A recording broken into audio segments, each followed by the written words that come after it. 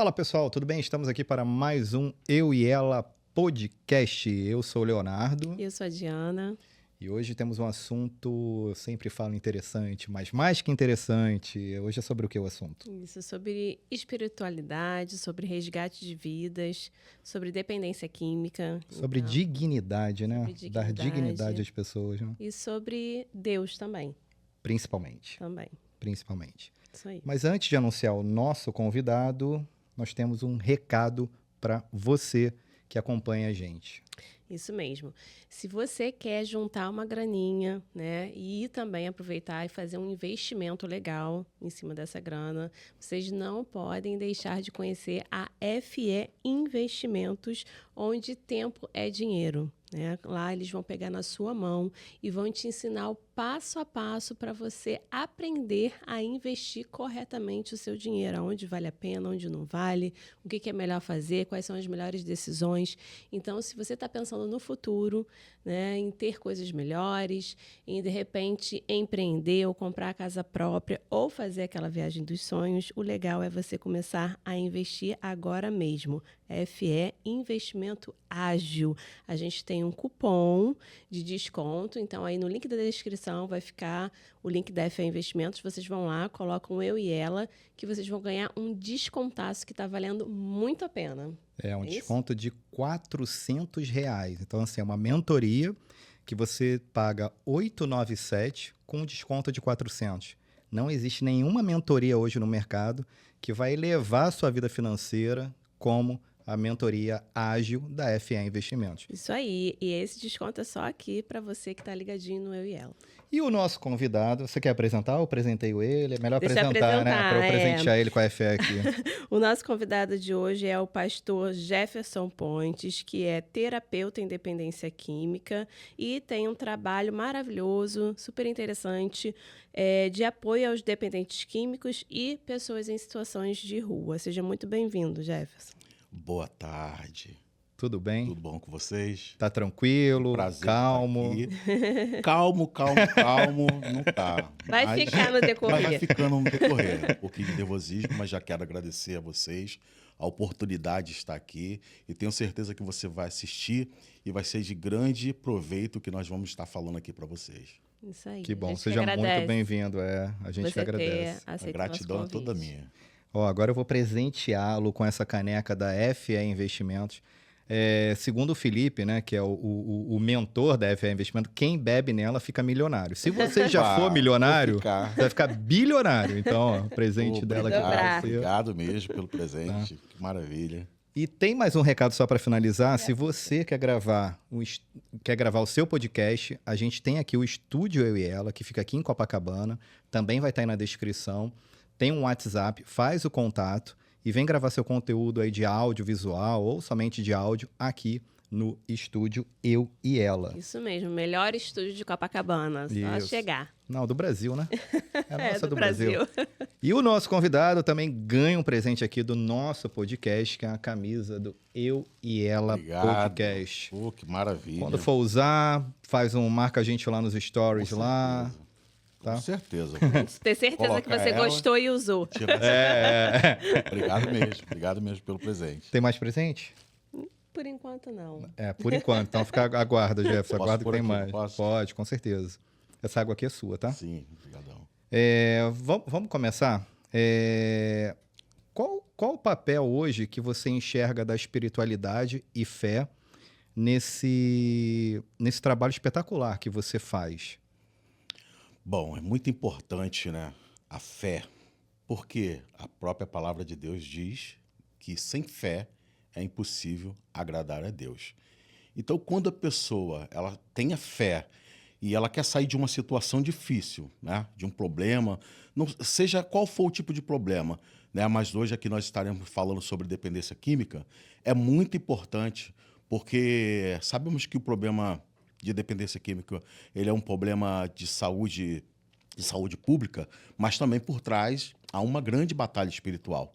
Então, quando você exercita a fé, é uma junção, né? É o trabalho do profissional com a espiritualidade, com a fé em nosso Deus, e com certeza buscando a fé em Deus, a pessoa ela vai conseguir uma força sobrenatural, não uma coisa terrena, para ela conseguir sair dessa situação. Então, eu acredito que nós temos que ter fé, seja em qual circunstância da nossa vida. É muito importante, ainda mais para se livrar de dependência química, que é algo assim muito complicado, muito difícil, mas quando nós exercitamos a nossa fé, ela remove montanhas. Ô, pastor, assim, o vício, independente do que for, ele é complicado, né? Muito complicado. Eu falo por mim, né? Eu sempre falo desse meu vício. Um dia eu vou chegar aqui pra você e vou falar que eu não tenho mais ele.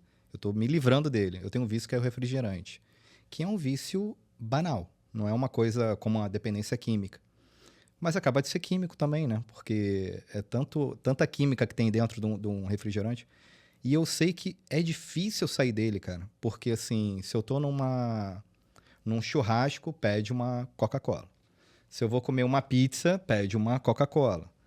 E pro dependente químico, eu sei que isso me faz mal, eu tenho essa consciência, mas é difícil para mim, um simples refrigerante. Pro cara que é dependente químico, eu acho que é pior ainda, porque eu não sei se ele chega num nível de ver que aquilo tá fazendo mal para ele. Então, há alguns níveis, né, de quem é usuário de droga.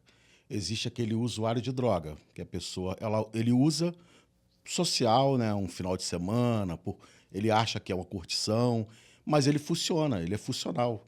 Ele é uma pessoa que ele consome droga, mas ele é funcional. Ele tem o seu trabalho, ele sabe o dia certo de usar. Nesse caso, ele consegue dar um limite ali, né? Aí se Ele sabe chama, até onde ele é vai. funcional, ele funciona, ele está funcionando ainda. Então ele trabalha, ele tem a sua profissão.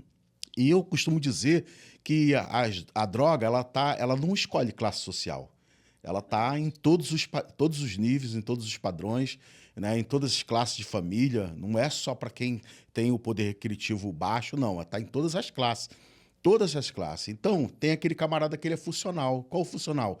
Ele consegue usar, né, socialmente, né, ali nos finais de semana, curtindo com os amigos, mas ele trabalha, ele ainda tem as responsabilidades. O grande perigo, meu amigo, é quando isso passa do limite e a pessoa ela não tem mais o controle, porque agora ela controlava, agora a substância química que controla ela. E quando isso acontece, a pessoa ela se torna um dependente químico. E aí que vem os problemas maiores. Eu ia falar isso agora, porque o risco do funcional virar disfuncional deve ser altíssimo, né? Muito altíssimo, muito. Deve ser uma linha bem fininha, né? Para ele ultrapassar ali.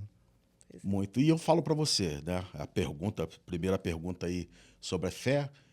Quantas vezes, né? Eu sou um ex-dependente químico, já usei drogas aí durante 10, 11 anos da minha vida. Tem 27 anos que eu estou limpo sem usar drogas, graças a Deus.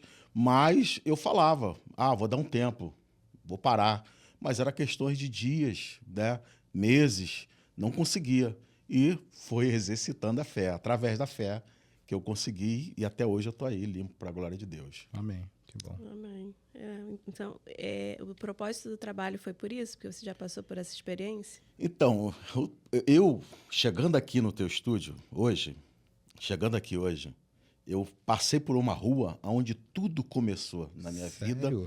Passei pela Djalma Urique. Eu posso contar essa experiência para você? É do lado, claro. Não estava aqui na minha mente para falar isso, mas quando eu entrei ali na Djalma Urique, eu lembrei de algo que eu sempre costumo falar. É algo assim que marcou na minha vida.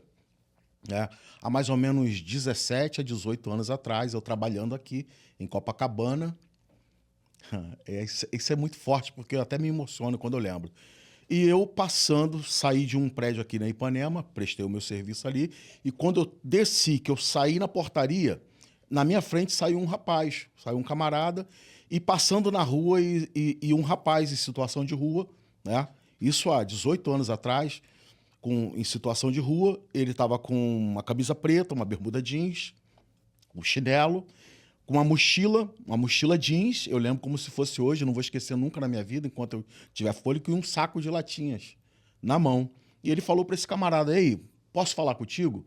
Mas o cara na correria, né, não deu atenção por algum motivo, ele teve o motivo dele, não vou julgar, foi embora. E eu, na correria do trabalho, já era umas 4 e pouca da tarde, tinha mais um cliente para atender e depois eu ia embora. Eu passei por esse camarada. E quando eu passei por esse camarada, aquilo ficou na minha mente. Posso falar contigo? Posso falar contigo? E Deus tocou no meu coração e falou, pare e ouve ele. Eu parei. E quando ele parelhou comigo, eu falei, ei, meu amigo, toquei no ombro dele, o que você queria falar com aquele camarada que não parou para te ouvir? Serve eu? Ele me olhou dentro dos meus olhos e ele falou, você me ouviria? E eu fiquei 1 hora conversando com esse camarada numa pracinha que tem ali no final do túnel da Barata Ribeira, vocês devem conhecer. Ali não tem uma pracinha? Tem. Muita gente não gosta de parar ali, mas eu parei ali. Parei ali e ficamos quase 1 hora conversando. E no meio dessa conversa toda, na hora de ir embora, ele falou assim, eu sei que você está trabalhando, né? Eu estava de uniforme da empresa que eu trabalhava. Eu estou trabalhando. Ele falou, poxa, eu não posso nem te ajudar, né? Eu tô desse jeito. E eu falei, bom, agora eu vou embora, o mínimo que eu posso fazer é dar uma ajuda para esse cara, para ele tomar um café da tarde ou para a janta dele. E quando eu coloquei a mão no meu bolso para ajudar aquele camarada, ele travou a minha mão e falou, ei, que isso? Eu falei, pô, vou te dar uma ajuda. Ele, não, cara. O que eu precisava, você já me deu. Eu só queria que alguém me ouvisse. Então isso é muito forte quando eu falo disso, que eu me lembro disso, porque dali estava nascendo o desejo no meu coração de ajudar pessoas em situações de rua. Estava nascendo no meu coração, dentro de mim. Deus ativou dentro de mim o desejo de olhar para essas pessoas. E eu já tinha passado por problema de dependência química.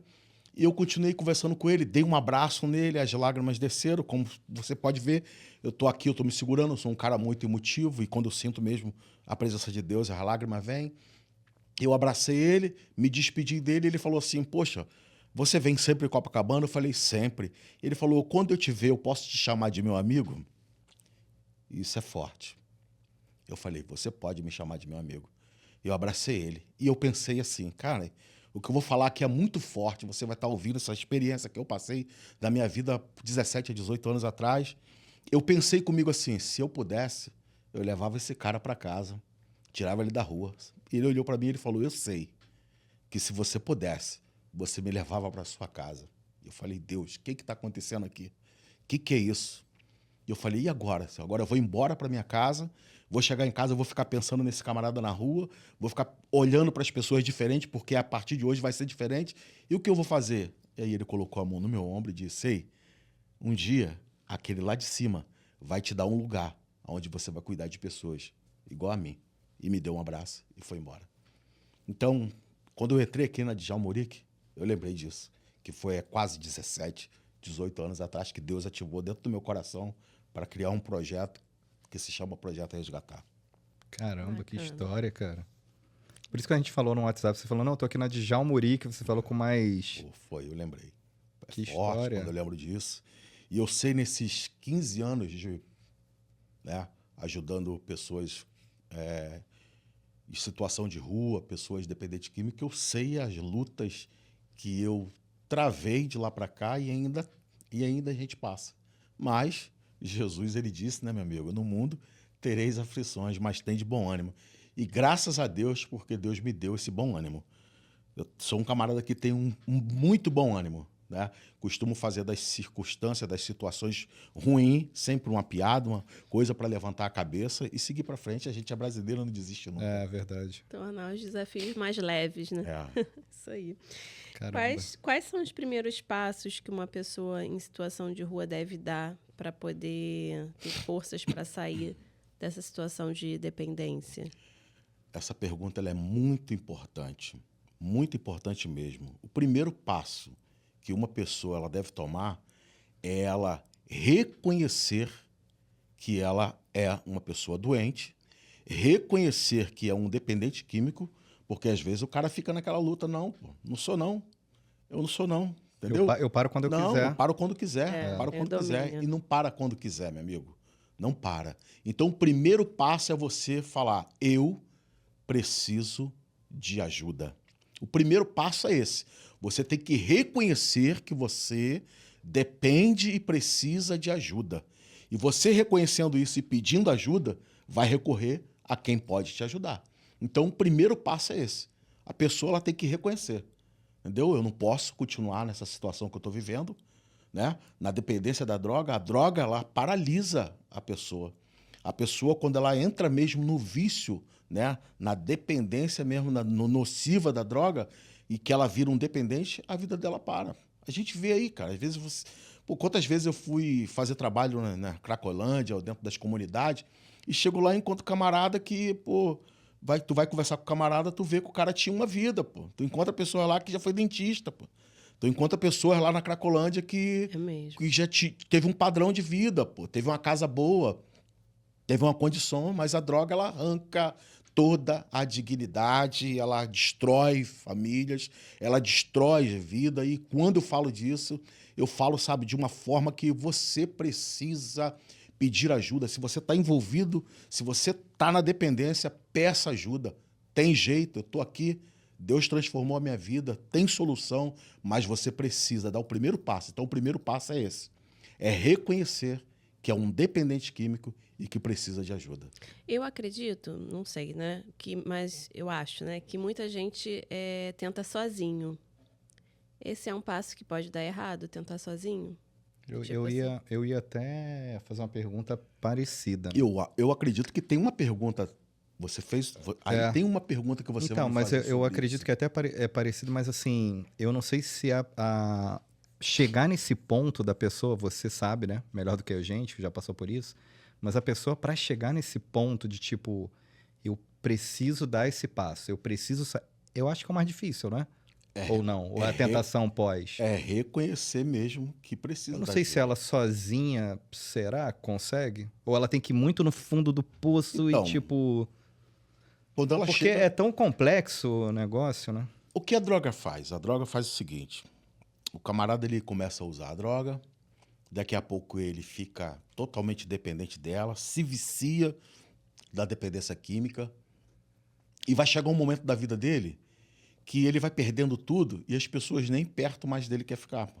Ele perde tudo, né? Não só material, mas perde as tudo. pessoas também. Perde tudo. Ele chega num ponto... Então, quando ele ainda tem uma família que apoia, um amigo, alguém, para conduzir e ajudar ele, mas quantas vezes que chegou pessoas sozinha, né? Me procurou sozinho. Ainda até hoje, pessoas ligam para mim, entendeu? Ligam para mim e eu falo, é tratamento para alguém? Não, é para mim mesmo. Porque eu não aguento mais, eu não suporto mais, sou eu que preciso de ajuda. Na verdade, eu tinha perguntado sozinha, até pensado numa situação assim, não, a partir de hoje eu não vou usar. Não, assim é mais difícil, né? Você realmente tem que procurar um tratamento, uma pessoa. Eu acho que entra no que ele falou, né? Da gente de ter que procurar uma ajuda mesmo, né? Porque ele até comentou, se estiver errado, me corrige, pelo amor de Deus. Que ele até comentou assim, que chega num ponto que ele fala assim, não, eu quero parar. Eu vou parar. Mas não para. Você para uns dias e volta. Eu acho que se não tiver esse acolhimento, né, digamos assim, não sozinho é difícil para tudo, né, meu amigo? É verdade. Ninguém caminha só. Ninguém caminha só. Isso é verdade, isso é na vida. Tem um filme aí que tá passando no cinema, eu não sei o nome, não me lembro agora, mas um filme que tá aí passando aí no cinema. Tem uma cena do filme que o camarada dá acho que é uma espada, né? Algo na mão daquele camarada pra ele segurar e manda ele esticar o braço. E ele estica o braço. Não sei se vocês veem a cena do filme. Eu não lembro do nome do filme. A Forja? É isso aí, a Forja. A gente ainda não assistiu. Então tem uma cena do filme que o camarada dá algo na mão dele e manda ele ficar segurando. E ele vai segurando. E tem outras pessoas em volta. E ele vai segurando aquilo ali. Ele tá com a mão levantada. Mas chega uma hora que pesa. E quando a mão dele vai descer, o que tem que ser feito? Veio outra pessoa e apoia. Veio outra pessoa e apoia. Veio outra pessoa e apoia. Recado que eu tenho para você. Sozinho, tu não vai conseguir. Tu não vai vencer. Tu precisa de ajuda. Todos nós precisamos de ajuda. Pastor, e qual que é a melhor maneira, assim, do familiar, do amigo, que entra nesse cenário aí de ajuda? Porque em algumas situações, às vezes, a pessoa acha que está ajudando e não tá atrapalhando, né? Do tipo, eu falo assim, a mãe que tem um filho que é viciado hoje em drogas, ou o pai, ou um amigo, um parente, qual é a melhor maneira? Tem algum caminho que ele possa ajudar? Por que eu tô te perguntando isso? Porque a gente já ouviu algumas situações do tipo, o meu filho já está naquele nível de vender tudo que tem dentro de casa para consumir droga. E aí a mãe, até por falta de conhecimento, de vivência dessa situação, que para ela é novo também, né? Ela acaba ajudando também, porque é um vício que ele tem, e aí, como é que ela faz para parar? Vai prender ele? Geralmente, né, a mãe, o pai, a família, ela vira um codependente dessa pessoa, né? Ela vira um codependente da pessoa. E quando acontece isso, a família, ela acaba... Algumas famílias tomam essa atitude aqui, ó.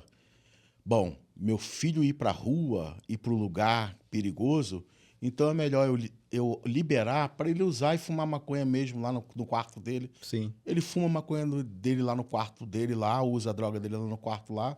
E é melhor do que estar na rua, porque está na rua, onde que está, eu vou ficar preocupado. Então a família acaba, dessa forma, achando que está ajudando, mas não está ajudando.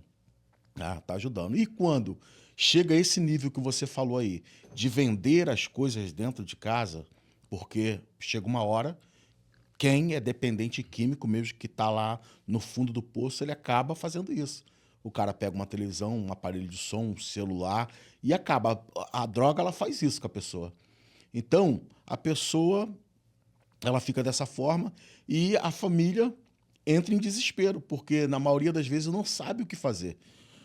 Então, quando a pessoa não quer, o tratamento é compulsivo. Ela vai ter que procurar uma clínica, porque já está num nível. Enquanto ele está roubando, né, furtando coisas dentro da casa dele é uma coisa, é um nível. Mas quando ele passa a furtar fora, aí vem um perigo, né, meu? Sim. Aí vem um perigo.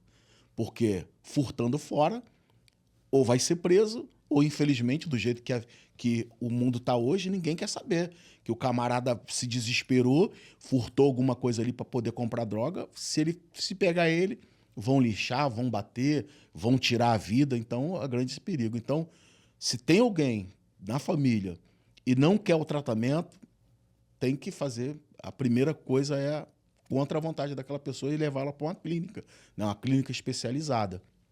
Ou conversar de uma maneira que convença aquela pessoa a fazer o tratamento, que não é nada fácil, mas também não é impossível.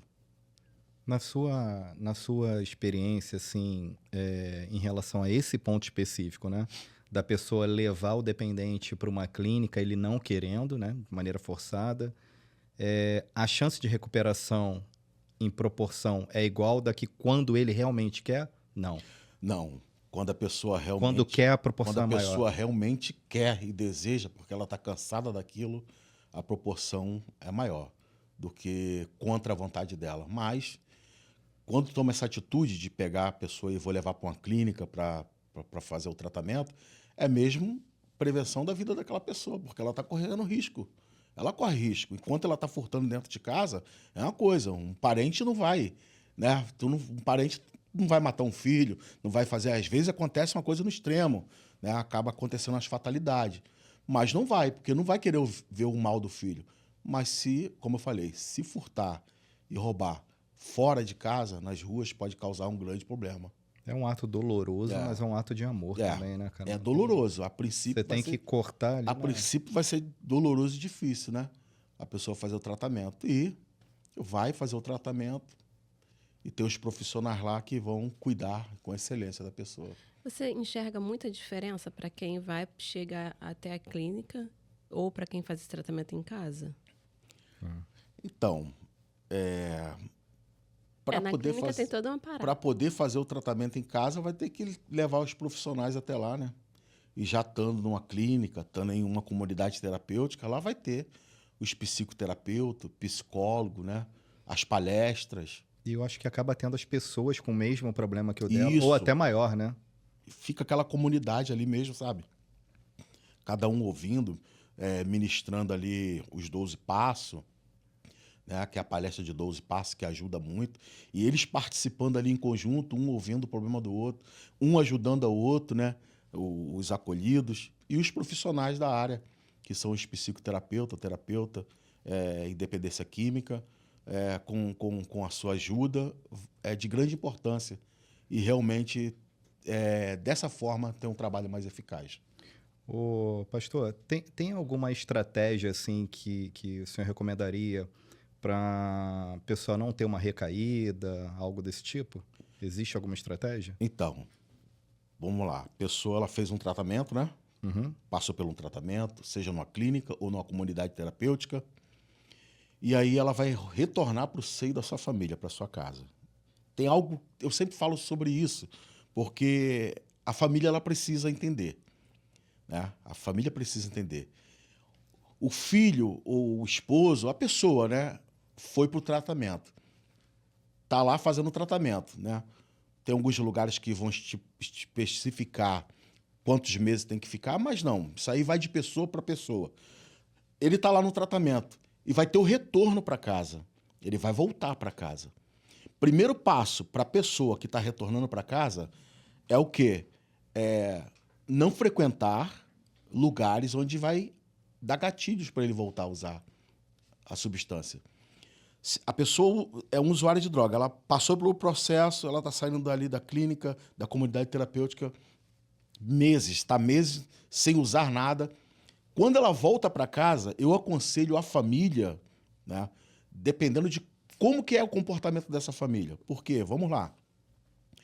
O camarada usa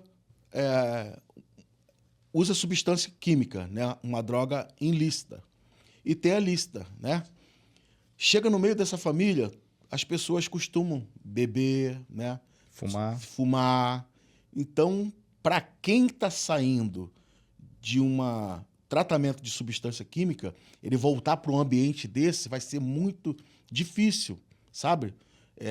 Ele pode ter uma recaída a qualquer momento.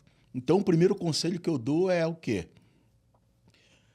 Não é esquecer e largar as pessoas, mas aqueles amigos que eram tudo desencapado, que usava droga, não tem como. Eu não posso mais andar e estar perto dessas pessoas porque eu vou o quê? Vou ter recaída, né? Se o meu problema é álcool, eu não posso estar frequentando rodas de amigos que bebem, porque uma hora eu não vou aguentar e vou fazer o quê? Vou voltar a beber. Então, o aconselhamento é esse, realmente.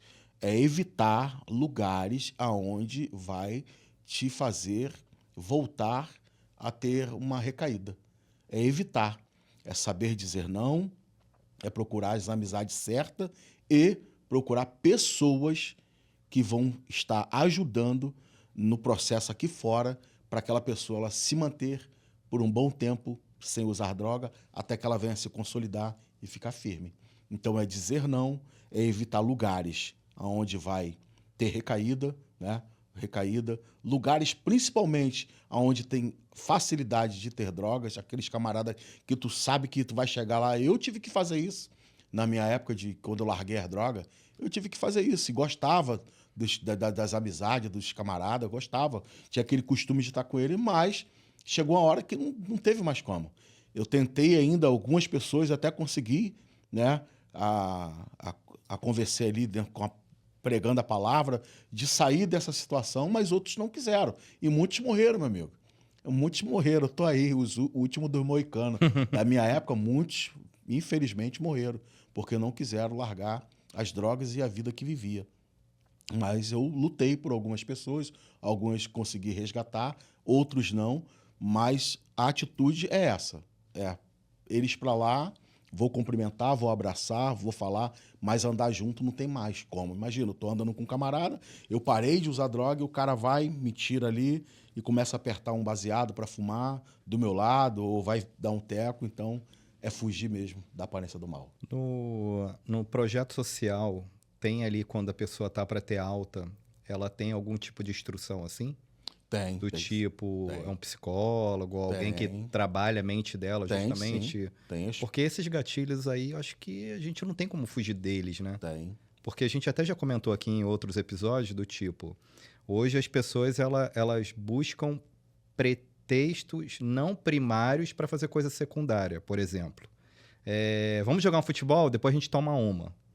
Vamos no cinema, depois a gente toma uma. Vamos no cinema, depois a gente toma uma. E tipo assim... Não sei se o principal é jogar o futebol ou é depois do futebol você parar pra beber com os caras. Pra quem não bebe, beleza. Tranquilo. Eu nunca bebi na vida, então pra mim é muito fácil não aceitar. Mas pro cara que já bebeu e tem esse tipo de gatilho, vamos jogar o cara não joga mais futebol. Eu acho que aí entra muito a igreja, Tem né? que aprender a dizer não, né? É isso aí. E é difícil aprender a dizer não pra caramba. Eu acho que a igreja ajuda muito nesse... Porque se você sai desse meio... Se você vai para a igreja, por exemplo, dificilmente alguém vai te chamar para tomar uma depois, né? Sim. Então, aí é uma mudança. As É que nem a próprias pessoa pessoas, quer fazer as dieta e pessoas quer vão emagrecer respeitar, né? continuamente, né? As pessoas vão ter aquele respeito porque sabe, mas tem aqueles que não têm, meu amigo. Quando eu larguei as drogas, teve camarada que chegou perto de mim e falou, pô, tu parou mesmo?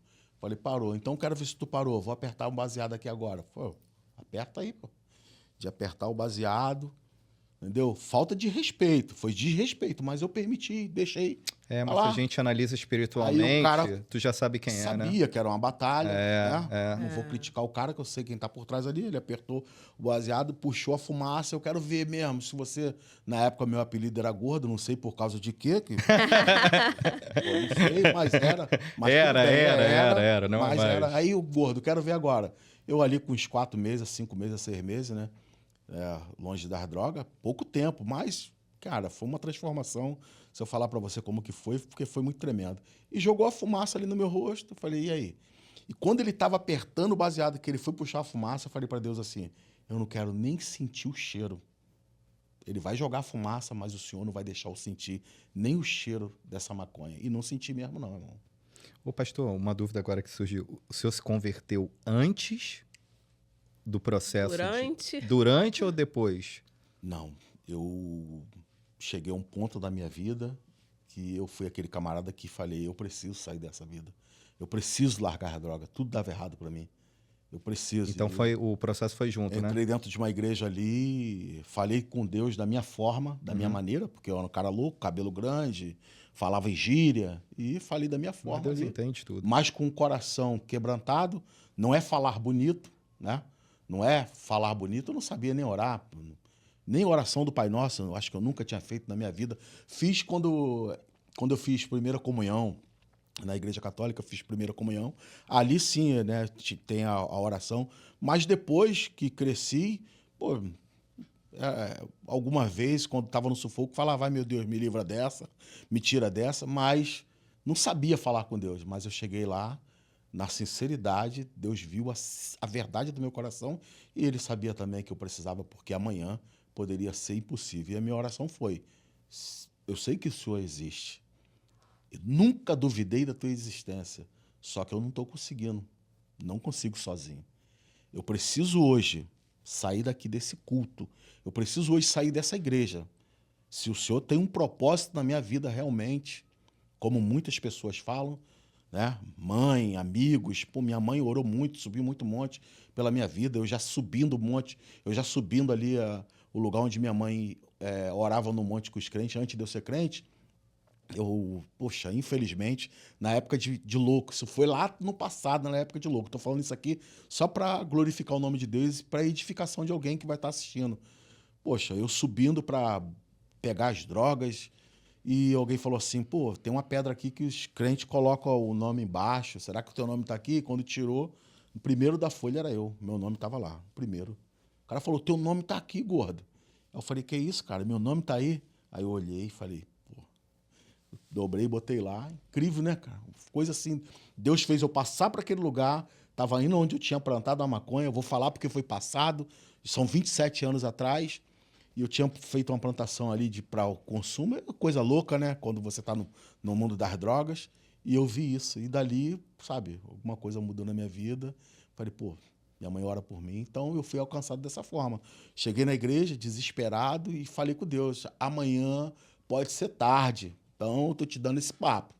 Me ajuda, porque amanhã eu posso estar morto. Então, se tu realmente tem um propósito na minha vida, o Senhor vai me transformar. Rapaz, eu saí daquela igreja. Um cara que falava em gíria, andava que nem pato, se irmando na rua, porque o cara que é malandro, ele anda dessa forma, igual pato. Pô, eu saí de lá com outra forma de falar. Pô. Deus, ele mudou, transformou a minha vida. Uma transformação, irmão. Eu fiquei aí uns 10 anos sem cortar cabelo. Eu era roqueiro, cara doido. E foi uma transformação na minha vida. Uma transformação mesmo, sabe, radical. Que foi o jeito de falar, o jeito de pensar, tudo, mudei tudo. Cheguei em casa, as drogas que eu tinha dentro de casa, eu tinha uma carga de droga, né, dentro da minha casa. Eu me converti, foi em ano de 98. E eu estava com uma carga de droga dentro de casa. Nessa época você morava com a sua mãe? Nessa época eu já estava morando com a minha esposa. E eu peguei essa carga de droga e falei, poxa, o que eu vou fazer com isso aqui? Mas eu não podia jogar fora, ao mesmo tempo que eu queria jogar, não podia, e dei para uma pessoa. Eu sei que era da época, se fosse hoje eu não faria isso nunca, jogaria tudo fora. Mas eu dei para uma pessoa e falei, ó, eu preciso de tanto para pagar isso aí e o restante tu pode ficar. E eu larguei tudo e dali nunca mais.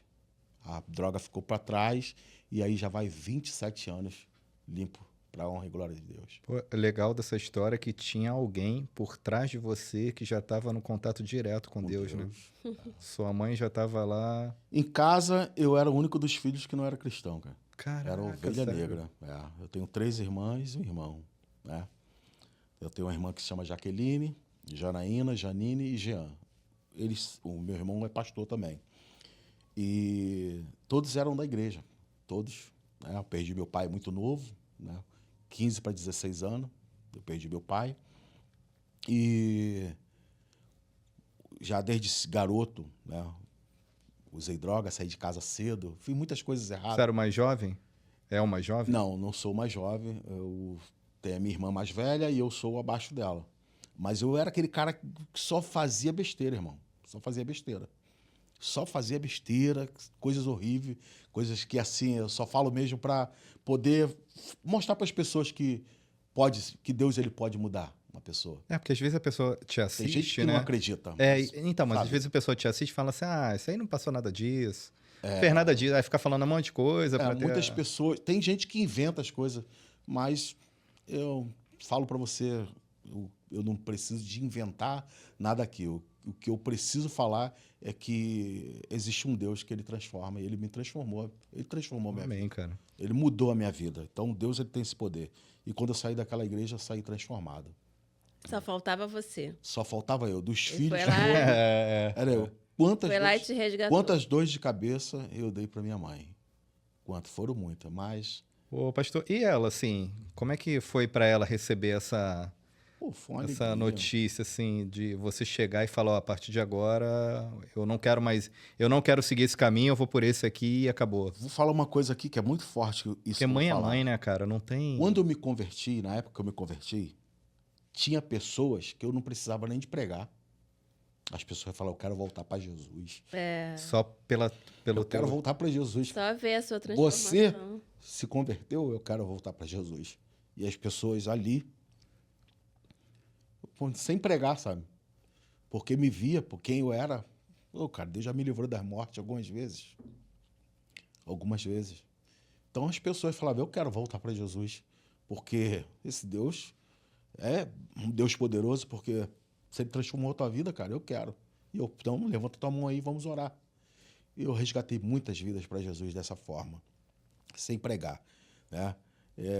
Na Igreja Católica tem um santo na Igreja Católica, ou um padre, né, que fala que se você quer pregar, eu não sei direito, que você nem precisa de abrir a boca, mas pregue com a própria vida. A sua própria vida já é uma pregação. O seu exemplo O seu acaba sendo... exemplo, o seu testemunho, né, o seu exemplo já é uma pregação. Então, algumas vidas foram alcançadas e onde eu chegava, que as pessoas, por exemplo, quando eu chegava numa igreja, que as pessoas sabiam da luta que minha mãe passava com um dos filhos, que era eu. Quando eu chegava lá, o povo começava a chorar. Eu falava, ué, gente, eu não fiz nada. Pensei que vocês iam ficar felizes que eu tinha me convertido, mas o pessoal falando, não, a gente não está chorando de tristeza. Isso é um choro de alegria, porque a gente sabia que a qualquer momento você poderia ser morto. Mas hoje você está aqui. Mas eu falo, eu morri, sim. Morri para o mundo e nasci para Cristo. Esses são os milagres, né? Que Jesus, quando veio, fazia e os discípulos e outras pessoas tinham o privilégio de ver. E que às vezes algumas pessoas falam assim, milagre não existe. Existe, cara. Existe, sim. Existe. E existe aos montes. Aí é porque a gente acaba não valorizando. E o milagre, a gente até conversa em casa, às vezes é num simples retorno para casa. Você passa por alguma situação ali de um tiroteio em tal lugar, que uma bala poderia pegar em você, e por que não pegou? Não é um milagre? Com certeza. E a gente acaba não valorizando, a gente fica só... Saiu para trabalhar, voltou para casa. Tem que agradecer muito a Deus, ser grato, porque ainda mais hoje em dia, no Rio de Janeiro, né? Tá difícil. Infelizmente, está complicado. Mas a Bíblia diz que ele coloca um anjo ao nosso redor para nos guardar e nos livrar. E ele coloca mesmo. Verdade. Como que faz? Qual a dica que você daria para uma pessoa que ela quer reconstruir a vida, quer voltar a se inserir de novo no mercado de trabalho? Como que essas pessoas que se recuperaram conseguem chegar a retomar de novo, a ser funcional, né? Conforme você tinha falado antes. Então, no projeto que eu faço parte, eu costumo geralmente ter assim alguns amigos, algumas parcerias. E a pessoa, quando ela... Eu já vou falar aqui, ó. Tem casos que a pessoa chegou no projeto e ela não tinha nada. E o último agora que saiu do projeto... Esse nada, o pastor, que você fala, Nada, nada mesmo. Nem nada, documento, nada roupa, mesmo. nada. Nada. Aí a gente ajuda a tirar documento, Que isso é importantíssimo, né? a gente arruma roupa para essa pessoa. A gente procura devolver a dignidade, né, para a pessoa. E às vezes a pessoa ela não tem, né, uma profissão e a gente consegue. A pessoa, através do projeto, fazer um curso, né? O último agora é Tudo isso é voltado em parcerias que você tem dentro do teu em projeto. parceria. Legal. Em parceria. Bacana. Hoje eu tenho 2 pessoas. Não é só se recuperar da droga e toma, vai pra rua, não, né? Você vai ensinar o cara a andar novamente. Curso profissionalizante, entendeu? Eu tenho um parceiro que até me ligou agora, me passou uma mensagem semana passada, falou, pastor, eu tenho alguns cursos aqui para as pessoas que são acolhidas, que têm problema, né? Que já teve problema até com a justiça. E é dessa forma, é dessa maneira. Esse camarada que eu ajudei, né? Ele ficou no projeto uns 2 anos e 8 meses a 3 anos. Por quê? Porque ele não tinha para onde ir, Então ele ficou um período no projeto e ele falou assim, quando eu fizer 3 anos, acho que foi 3 anos, quando eu fizer 3 anos eu vou sair daqui do projeto. Ele passou o período de tratamento, se tratou, se recuperou e ficou nos ajudando. E dali ele falou assim, pô, eu preciso fazer algum curso, conseguimos uma ajuda, né, um curso para ele, ele foi e se formou, né? Ele fez um curso de jardineiro, né? E agora, antes dele sair, de ir embora, eu sempre falava isso para ele, falava, cara, quando você sair daqui, você não vai sair para alugar uma casa.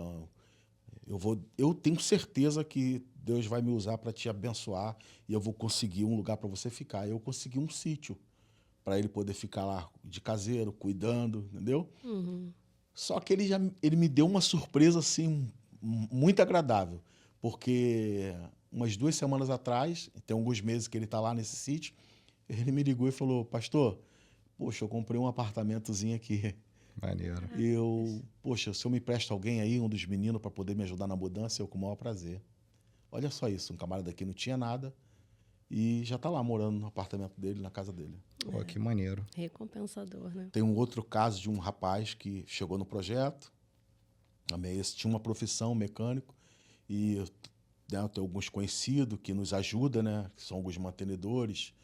E eu conversei com esse meu amigo, ele tem uma oficina bacana, trabalha com 4 funcionários. Consegui emprego para esse camarada e ele está lá até hoje, trabalhando também, uma das pessoas. Nessa sua fala, você acredita que existe um mau julgamento das pessoas até para contratar? Existe. E qual é o entendimento que o senhor tem? Porque assim, eu vou sair do quadro aqui e vou para um outro lado, né?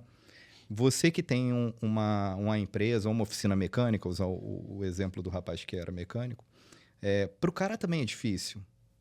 Pro cara também é difícil do tipo assim, pô, o cara ele não tem uma experiência do assunto, ele não tem uma vivência, de dar uma oportunidade, se a gente colocar 2 pessoas, uma que tem um histórico não tão bom, né? Um passado, digamos, o presente dele é bom, e o outro que não tem um presente ruim.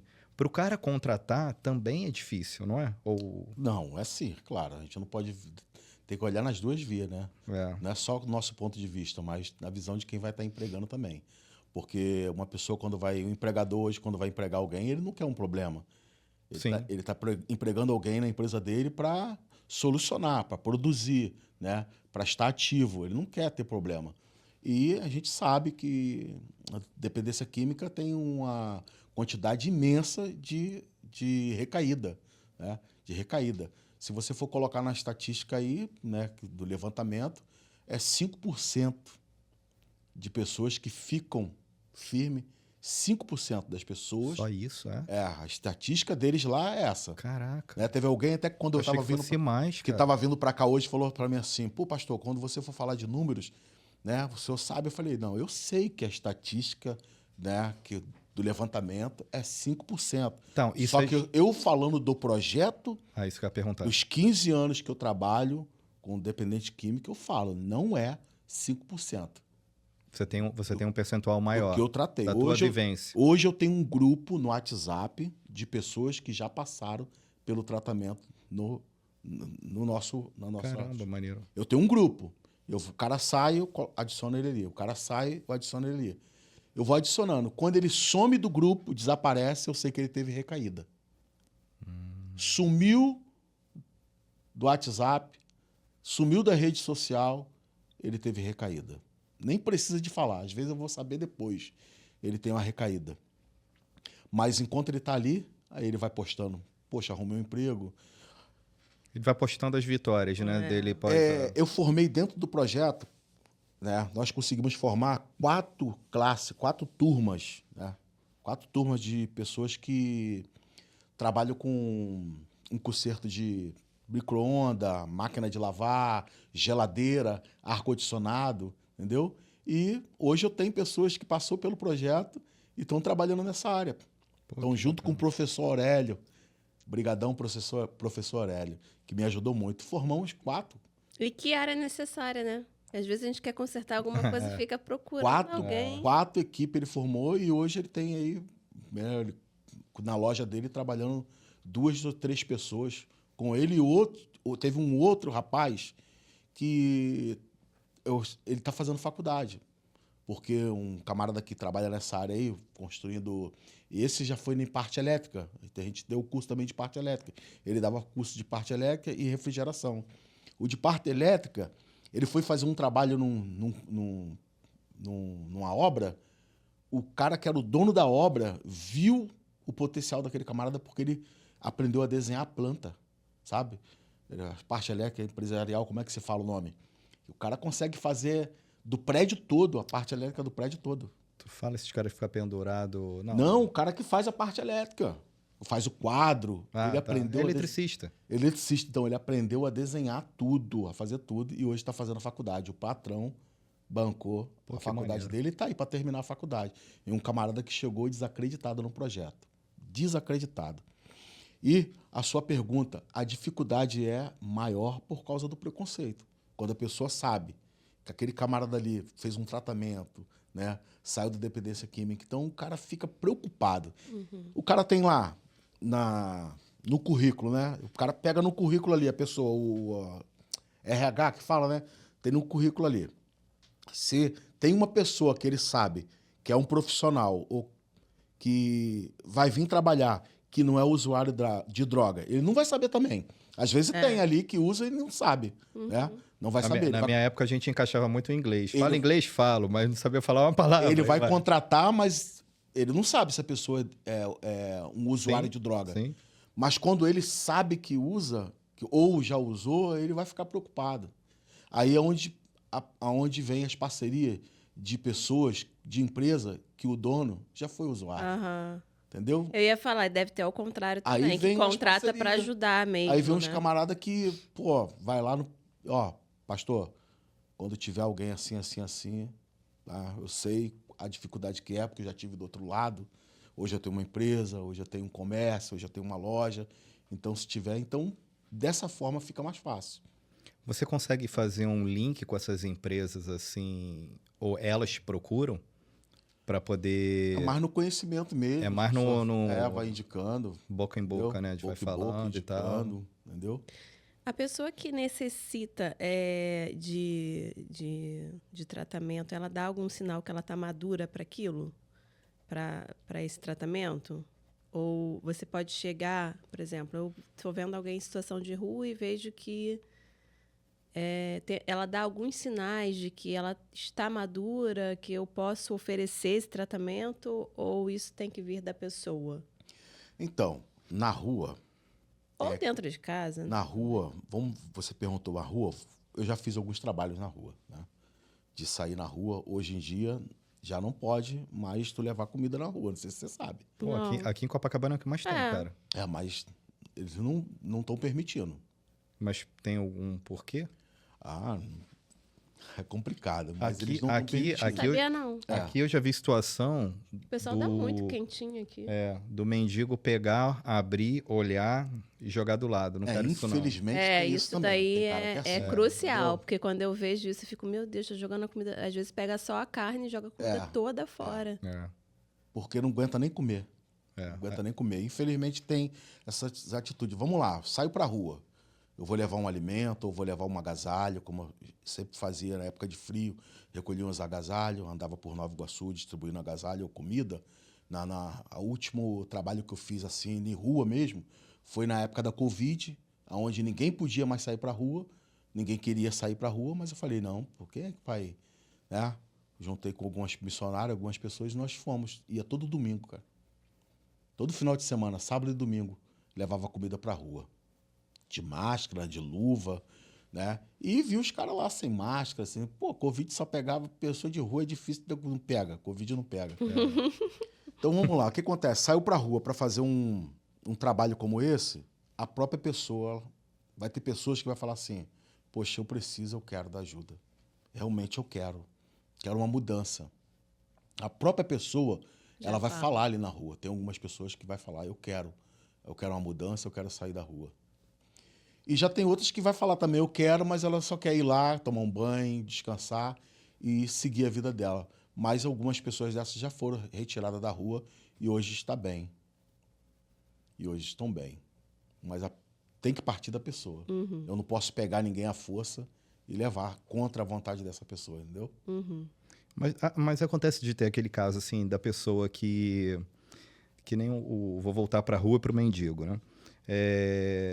Ele não tem essa convicção de que ele quer uma ajuda, mas que você, quando para ali para ouvir, para conversar com ele, você acaba startando esse desejo nele. Sim. Do tipo, meu Bem, amigo, pô, tu já tá aí há acontece. quanto tempo? Você é de onde? Você tem família? Pô, tu não tem nada, tu perdeu tudo. Você não quer uma mão? Você não quer sair disso? Você já pegou algum caso assim, de chegar e a pessoa, cara, era isso que eu queria ouvir, Já sim. E, inclusive, eu vim para cá com essa situação para poder falar para vocês aqui de uma experiência assim muito bacana. Eu ia te perguntar sobre isso, eu acho que era próximo. Essa, Qual é a maior lição de vida, experiência que você cara, tem em relação a essa isso? experiência aqui, eu já posso falar Pode, sobre ela? pode. É uma coisa assim muito bacana, tá? Muito bacana que aconteceu. Que, olha bem, escuta essa história aqui como que é algo verídico. Isso deve acontecer em 2013 ou 2014. Acho que acredito em 2014, ano de 2014. Tiramos uma pessoa da rua, ajudamos uma pessoa. E eu fui observando o comportamento dessa pessoa. Tinha 21 anos, um jovem, origem asiática, ele era japonês. E eu observei que o japonês é aquele camarada reservado mesmo, né? Não é de falar muito. Era um camarada que lia muito, livro. E enquanto os outros é um pouco eufórico, aquela coisa toda. E esse camarada era um cara que, poxa, não dava dor de cabeça. E, em uma das conversas com ele, eu descobri o motivo daquele cara ter ido para a rua. E detalhe, quando ele foi levado para a gente ajudar ele, a gente achou que ele usava droga. Só que ele falou, não, eu nunca usei droga. Eu nunca, nem sequer experimentei. E eu falei, cara, mas você estava na rua? Ele, sim, eu estava na rua. E aí ele contou a história dele. Ele falou, eu estava em casa, né? O meu padrasto, a minha família tem um restaurante de comida japonesa e passou por uma crise e estava vivendo um momento muito difícil e numa discussão, numa briga dessa com a minha mãe, né, eu me fui, tipo que, comprar o barulho, não defender porque não era nível de agressão, era mais verbal e o padrasto, né, falou de uma forma com ele, brigou com ele. Esse camarada, olha a cidade que ele é, até peguei o nome aqui da cidade que eu precisava lembrar, ele era lá da cidade de Cruzeiro. É uma cidadezinha que tem lá em São Paulo. E ele contou a história dele. Eu falei, cara, você nunca usou droga? Ele, não. Mas você estava na rua? Ele, sim, eu estava na rua.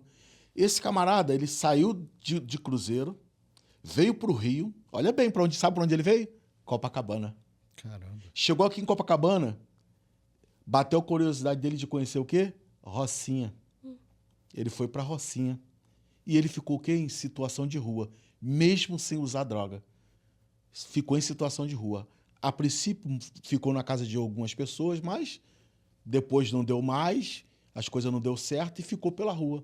E aonde ele foi acolhido, alguém ajudou e começamos a cuidar dele. Eu conversando com ele, ele falou sobre isso. Eu falei assim, então você não teve... Não, só tive um desentendimento com meu padrasto e tomei essa decisão de vir para cá. Eu falei, você quer voltar para tua casa? Aí ele, poxa, mas eu não tenho condições. Eu falei, não, tem condições sim. Vamos marcar o dia, nós vamos colocar você dentro do carro e vamos te levar lá na tua casa. Você mora onde? Ele falou, pô, eu moro muito longe. Eu moro em Cruzeiro. Eu falei, nós vamos te levar na tua casa. Então isso aí foi uma experiência que marcou muito.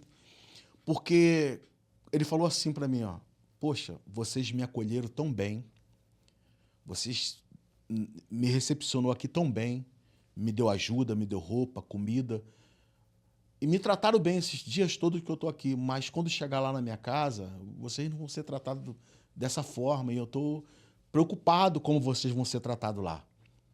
Porque sabe como é que é a origem? O pessoal asiático são um pessoal fechado. E ele estava preocupado também com outra situação, dele chegar lá e a gente falar, a gente tem uma comunidade terapêutica e ele estava lá, da família achar que ele estava usando droga. Ele falou assim, tem duas situações difíceis. A minha família é uma família muito fechada, não vão recepcionar vocês da forma que vocês me recepcionaram ele gostaria, aqui. né? E o trabalho de vocês é com dependência química, eles vão pensar que eu estou usando droga. Eu falei assim, nós vamos te levar para sua casa, levar na sua casa. Chegar lá na sua casa, você vai sozinho, a gente vai ficar de longe te olhando. Vamos ficar te olhando você ir para casa, cara. Então a equipe foi, chegou nessa cidadezinha. Você mora onde? Eu moro ali, abraçamos, né? Nos despedimos e ele foi embora. Quando ele chegou na porta, que ele chamou, a mãe veio, rapaz, falando, aquela coisa toda, aquele desespero. Brigou muito. Depois que brigou, abraçou. E nós de longe, olhando aquilo, sabe? Sabe aquele sentimento de missão cumprida? Missão cumprida. Aí ele olhou de longe para nós, não pudemos nem dar tchau, nem ele dar tchau, para que a mãe não percebesse. Ele de longe olhou, balançou a cabeça, a gente balançou a cabeça e voltamos para o Rio. Então, essa é a nossa missão, que às vezes muitas pessoas não conseguem entender, cara. Ajudar a vida faz muito bem, cara. Ajudar vidas faz muito bem. Saber que você tirou uma pessoa, estendeu a mão para uma pessoa que estava num buraco, que estava numa vida triste, perdido, e de repente se encontra novamente, você conduzir a pessoa de volta à vida, é algo assim que para mim, cara... Ouvindo... Até me emociono, cara. Mas é difícil eu conter mesmo. Ouvindo seu relato, a gente analisa a nossa vida e vê que a gente não tem problema nenhum, né? Por maior que sejam os fantasmas, né, que a gente possa ter, mas como esse caso aí, né, do rapaz que está praticamente perdido aqui, ele não é usuário, Um rapaz bom, cara. Perdido. Um cara bom. E aí de você... E outra, aí quando a gente vai pro espiritual, é maior ainda, né? Porque você vê assim, cara, como é que vocês entraram no caminho na vida dele? Como é que ele entrou no caminho de vocês? Aqui da Rocinha, um amigo meu levou ele lá. Olha aí que coisa. Daqui da Rocinha. Esse camarada faz um trabalho social aqui na Rocinha. É Deus mesmo, cara. Porque eu sou envolvido com as pessoas assim, sabe? Que faz projeto social, que ajuda. Vai de um repente, conectando o cara com o ligou pra mim, eu falei assim, cara, vamos ajudar esse rapaz. Só que eu não imaginava que seria uma proporção tão grande. E quando chegou lá, eu vi o restaurante dele embaixo, de comida japonesa. Ele era sushi man, comida japonesa. E em cima era o apartamento onde eles moravam. E assim, sabe, não tenho notícia, né? Um amigo que trabalhava comigo na época falou para mim, pô, pastor, eu fui lá na cidade de Cruzeiro, eu procurei e não consegui achar, cara, o lugar que eu queria ver, dar um abraço nele, saber como é que ele tá. Eu falei assim, cara, tudo bem, a gente não vai... Muitas pessoas vão passar pela gente, a gente não vai ver elas nunca mais. Mas uma coisa a gente fez, cara, a nossa parte. A gente fez a nossa parte. Até porque não dá. É igual filho, né? É. Filho a gente vai criando, mas chega um momento que Então essa é uma ele tem que seguir, né? essa é uma das experiências assim forte. Tem muitas experiências, muitas mesmo, porque são 15 anos, né? Cuidando, ajudando de vida, já cuidei de uma pessoa que chegou no projeto que não usava droga, com um problema de depressão, sabe? Um problema de depressão grande e, cara, para aquele camarada a solução foi o amor, o nosso amor mesmo. O nosso ombro, o abraço, sabe? O cara chegou com uma depressão, o relacionamento dele, houve uma traição no relacionamento e isso arrebentou com a vida dele ao ponto de o cara trabalhava e tudo, mas pensando até em acabar com a vida. E ali, poxa, muito amor, muita oração, conversa, aconselhamento. Aquele camarada, ele conseguiu se erguer e quando foi semana passada, eu estava passando de carro, estava passando com o meu carro de carro num lugar e até pensando em algumas lutas, né, que naquela semana estava travando, porque é uma batalha muito grande, é uma luta muito grande, é uma dificuldade muito grande para poder manter essa obra. E eu passando ali, pensando nisso tudo, eu falei, poxa, por que a gente que faz o bem, parece que as coisas são tão difíceis, mas é mesmo, é difícil. Porque quando a gente consegue ter êxito de alguma coisa, para a gente, sabe, ficar feliz pela conquista. E eu vinha falando com Deus no carro, dirigindo, falando, poxa, olha o que está acontecendo e, poxa, eu procuro fazer o bem, ajudar as pessoas, por que a gente está passando por isso, mesmo sabendo que eu já tenho a resposta. Eu tenho a resposta, mas a gente que somos ser humano, nós somos assim, mesmo tendo a resposta. E, de repente, quando eu olho para o meu lado direito, eu vejo ele passando, o seu Rogério, passando de bicicleta. Eu abaixei o vidro do carro, falei, cara, Deus, muito obrigado. Deus, ele já respondeu, falou, cara, olha para o teu lado direito aí. Olha para o teu lado direito. Vale a pena ou não vale? Aí eu fui, cumprimentei ele, ô, pastor. Sabe, então, eu encontro com muitas pessoas assim, pessoas que eu já ajudei. Eu encontro, que às vezes, encontro no shopping, encontro na rua. Eu já vim aqui em Copacabana, cara, resgatar uma pessoa. Alguém me mandou o vídeo, eu vi o vídeo da pessoa pedindo ajuda. Eu vi o vídeo dessa pessoa pedindo ajuda. Alguém me mandou o vídeo e falou, olha isso aqui, cara. O cara tá lá no Leme, o cara pedindo ajuda. Eu vi o vídeo, tipo assim, eu vi o vídeo no sábado. E tu sabe que domingo tem aquele compromisso tipo culto, né? À noite. Aí o cara falou, pô, dá pra ver ele, o horário é... Ele fica sempre à noite ali no Leme. Eu vi aquele vídeo. Eu falei, pô, se alguém me mandou esse vídeo, mandaram o vídeo, eu não vi em rede social, mandaram pra mim. Eu falei, eu entendo que é a minha missão. E eu saí no horário de ir pro culto da igreja. Eu tava chegando na igreja. Falei com um amigo, falei, cara, eu tô indo lá em Copacabana, tu quer ir comigo? Pô, fazer o quê? Eu vou lá resgatar uma vida. Me mandaram um vídeo, pô, vou contigo, nós viemos. Falei, o nosso culto hoje vai ser esse, pô. Deus está recebendo o nosso culto. Deus está recebendo a nossa adoração. A gente está indo atrás de uma vida, cara. Nós não vamos estar lá dentro da igreja, cantando, louvando, mas Deus está recebendo a nossa adoração, porque a gente está aqui para resgatar uma vida. Aí viemos, procurei, cara, andei muito. Olha, cara, andei muito aqui em Copacabana. Fui até no final do Leme. Fui, voltei, parei o carro bem distante para poder andar o pedaço todo e não achei o cara. Pô, meu coração ficou apertado por não ter achado esse cara. Mas o que aconteceu? Resgatei 2 irmãos. Aquele cara não foi resgatado. O propósito de Deus era o quê? Ver esse vídeo aqui, mas eu quero resgatar esses 2, filho. Esse não vai estar, tu não sabe. Mas tu vai na empolgação de resgatar essa vida. Mas vai ter 2 irmãos aqui, que tu vai cuidar deles. E um hoje é presbítero, prega a palavra. Maneiro. Tá por aí pregando a palavra. Então, nossa missão é essa. Bacana. Eu sou chorão. E eu também. E eu também. Bateu uma curiosidade, né? Eu vejo que você acaba tendo apoio de muitas pessoas, né? Provavelmente aí membros da igreja. Como que você faz em relação à casa de recuperação? Porque eu acredito que algumas pessoas não podem pagar. Você consegue alguma coisa para elas, alguma parceria? Para quem não pode? Nós temos, assim, amigos, né, que ajudam com cesta básica, com gás, de alguma maneira contribui. E assim, tem como, né? Como que você vai tirar uma pessoa da rua e vai falar para ela assim? Ela vai virar para você e falar assim: quanto que é? Tem preço por uma vida? Então, não tem. A maioria que está lá dentro do projeto, ninguém não tem condições. Aham. Mas estamos aí há anos, através de quê? Uma obra social, sem fins lucrativos. Algumas famílias ajudam, que têm condições, mas quem não tem condições, tendo espaço, tendo cama para o camarada dormir, porque tem isso também, né? A gente não pode botar ninguém no chão, né? Não pode. Na rua o cara pode dormir, na calçada, debaixo da marquise, o cara pode dormir no papelão, Ah, são regras. mas eu não posso pegar o cara e botar um colchão no chão para o cara dormir.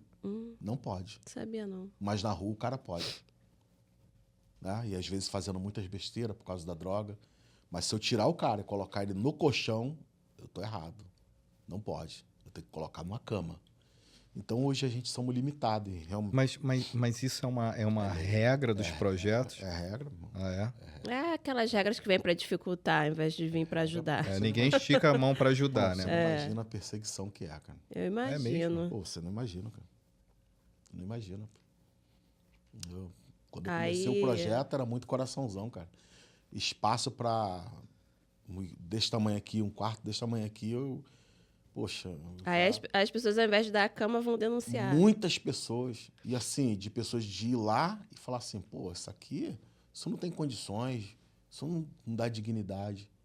Pô, mas eu tirei o cara da rua, debaixo da marquise, E outra, debaixo do viaduto é dignidade, pô. Então, chegou uma hora que eu falei, que falaram pra mim assim, você vai ter que aprender a dizer não, pô. Pessoas que trabalhavam comigo falavam, pastor, poxa, pastor, aprende a dizer não, porque não tem como. Vai colocar onde essas pessoas?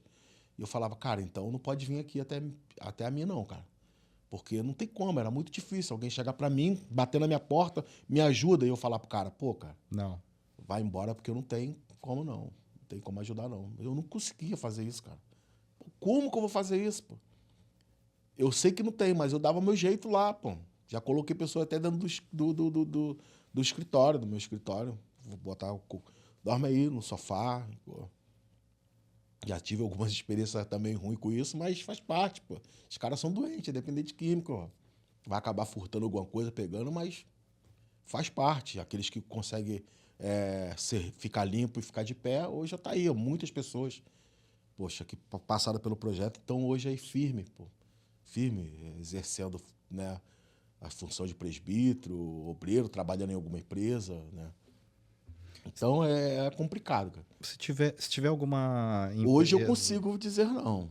Hoje eu consigo, porque eu sei que é muito difícil, existem as normas, regras, lei, então hoje, realmente, por mais que seja difícil... Mas bate fiscalização com frequência?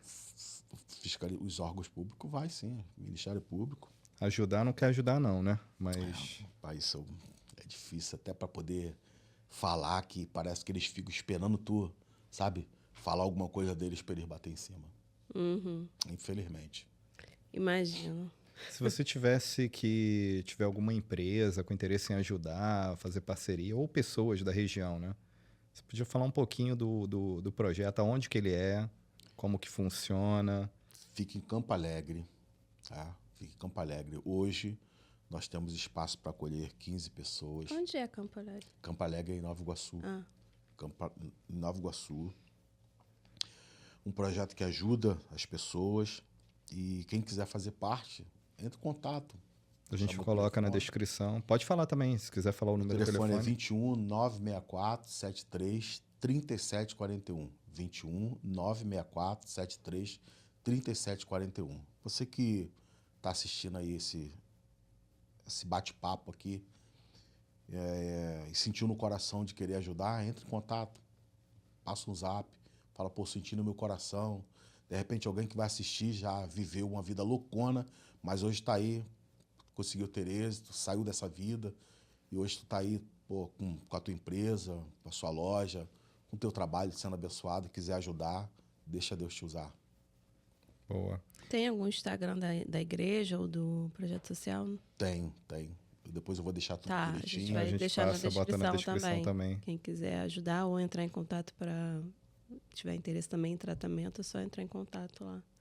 Toda ajuda é bem-vinda, né? É. Toda ajuda. Toda ajuda. Qual mensagem você deixaria hoje para a pessoa que quer sair dessa vida, que está decidido? O que você falaria hoje? Ou que não está decidido Ou que também, não está né? decidido e está querendo decidir.